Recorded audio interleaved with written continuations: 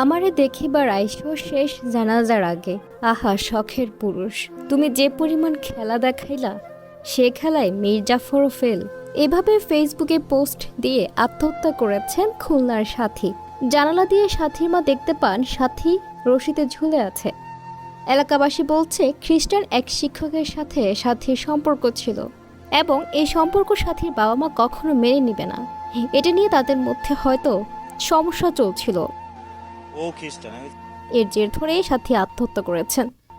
হ্যাঁ দর্শক, খুলনার হরিণটানা থানার পিঁপড়ামারি এলাকায় গলায় ফাঁস লাগানো অবস্থায় ১০ম শ্রেণীর ছাত্রী সাথী আক্তারের মরদেহ উদ্ধার করেছে পুলিশ। শনিবার ১৫ জুন রাত ১২টার দিকে তার মরদেহ উদ্ধার করা হয়। মৃত সাথী আক্তার হরিণটানা থানার ঠিকরাবাদ পিঁপড়ামারি এলাকার ইউসুফ শেখের মেয়ে। সে প্রগতি মাধ্যমিক বিদ্যালয়ের ১০ম শ্রেণীর ছাত্রী ছিল। পরিবারের সদস্যরা জানান সাথী আক্তারের সঙ্গে একটি এনজিওর হিসাবরক্ষক রাজ বিশ্বাসের প্রেমের সম্পর্ক ছিল। মনোমালিন্যের জেরে শনিবার রাত ১২টার দিকে রাজের সঙ্গে মোবাইলে কথা বলার পর নিজ ঘরে গলায় ওড়না পেঁচিয়ে আত্মহত্যা করেন সাথী। সাথে তার মাকে বলে একটু রুম থেকে বের হতে। মা বাইরে কিছুক্ষণ অপেক্ষা করেছিলেন। এরপর মেয়েকে ডাকাডাকি করলে মেয়ে আর দরজা খুলছিল না। মেয়ে যখন দরজা খুলছিল না তখন মা জানালা দিয়ে দেখেন মেয়ে রশিতে ঝুলে আছে। তখন হইচই শুরু করলে সবাই এসে সাথীকে মৃত অবস্থায় উদ্ধার করে। খবর পেয়ে পুলিশ লাশ উদ্ধার করে ময়নাতদন্তের জন্য খুলনা মেডিকেল কলেজের মর্গে পাঠায়। ময়নাতদন্ত শেষে রবিবার দুপুরে পরিবারের কাছে মরদেহ হস্তান্তর করা হয়। বিকেলে জানাজা শেষে মরদেহ দাফন করা হয়। এদিকে আত্মহত্যার ৪ দিন আগে দেওয়া সাথীর ফেসবুক পোস্ট নিয়ে এলাকা জুড়ে হইচই শুরু হয়েছে।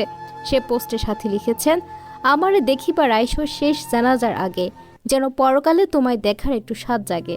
এর পরদিন আরেকটি পোস্ট লেখেন সাথী, লেখেন, আহা শখের পুরুষ, তুমি যে পরিমাণ খেলা দেখাইলা, সে খেলায় মীর জাফরও ফেল। এ বিষয়ে হরিণটানা থানার ওসি মোহাম্মদ ইসলাম বলেন, এ ঘটনায় সাথী বাদী হয়ে রবিবার দুপুরে থানায় অপমৃত্যু মামলা করেছে। খুলনা মেট্রোপলিটন পুলিশের ডেপুটি কমিশনার মোহাম্মদ তাজুল ইসলাম বলেন, বিষয়টি তদন্ত করা হচ্ছে। যদি আত্মহত্যার প্ররোচনার সত্যতা পাওয়া যায় তাহলে সে ধারায় মামলা হবে এবং পরবর্তী আইনগত পদক্ষেপ নেওয়া হবে।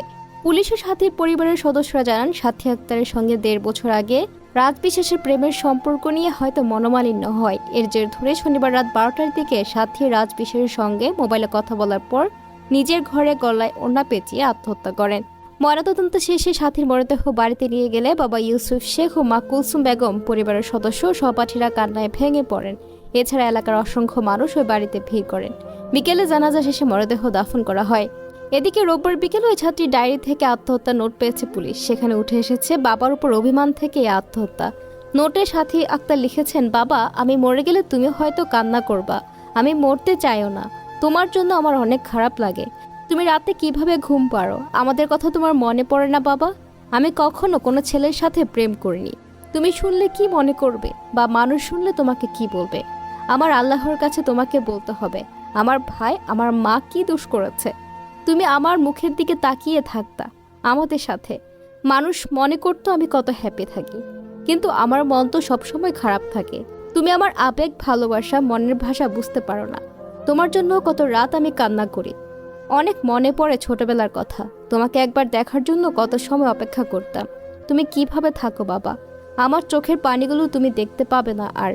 এছাড়া ৪ পাতার এই নোটে আরও অনেক কিছু লিখেছেন তিনি। আহা শখের পুরুষ, তুমি যে পরিমাণ খেলা দেখাইলা, সে খেলায়ও মীর জাফরও ফেল। শুধু তা নয়, ১ সপ্তাহ আগে সাথী লিখেছেন, আবেগ এখন নিয়ন্ত্রণে, তবে আমি ধ্বংসের শেষ দিকে।